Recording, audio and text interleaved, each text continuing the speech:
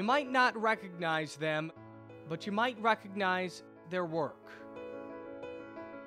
These men and women are just a few of the American soldiers killed in Afghanistan and Iraq. I'm proud of my son. And these And he never wavered are just a few from wanting to do what he felt called to do. of their stories. When he was little, he started saying, when I grow up, I'm going to be a soldier. And then 9/11, done deal.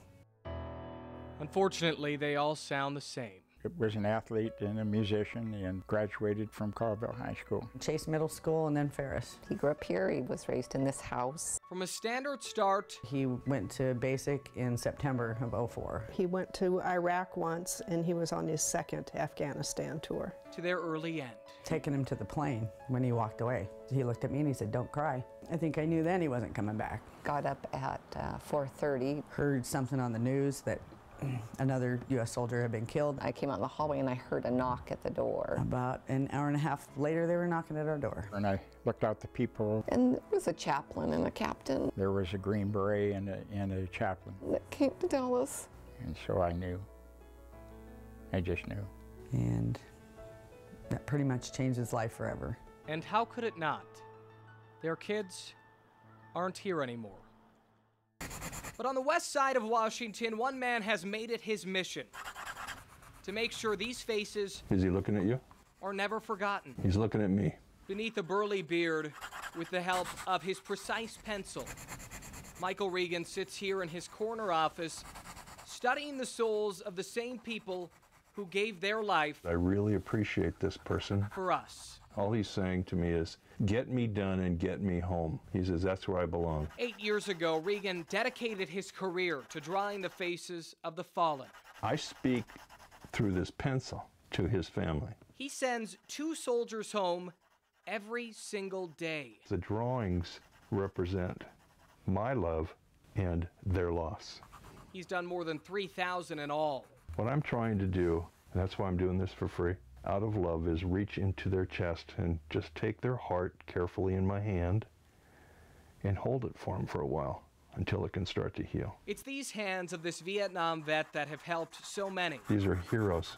Regan believes every portrait he perfects I don't know him, but I love him, has a message. and I love his family. A message that must be delivered. He's going to be looking right into his mother's face when you hand her that picture. As it turns out, he's right. That is beautiful. This man is 20-year-old specialist Jared Lawyer. Very much captured the softness of his face. Oh, Jared. And these are his parents, Kim and Gary. And it means a lot for us to have this to look at every single day. In Colville, Staff Sergeant Wyatt Goldsmith made it home. When I look at it, I see why. I don't even know how to put it into words. And Kim Cole got the gift too. And he just captured everything about him the way he was. Here's Corporal Daryl Morris. I know I get to walk in my door every day and see my son. More than 6,600 soldiers have died in Iraq and Afghanistan. That's her son being carried away from his father's funeral. A staggering statistic. He's looking right at all of us, and he's saying, don't forget my dad. He died for this country. But these soldiers aren't statistics. He just was a good kid, well liked. He just wanted to experience everything. And he smiled everything he did. What I think I really learned for him is you can't really truly be a warrior unless you can love too. War hits every corner of this country, and some families much too hard. But a soldier's sacrifice is a whole lot more than a number. Remember that as you look into the eyes of a hero.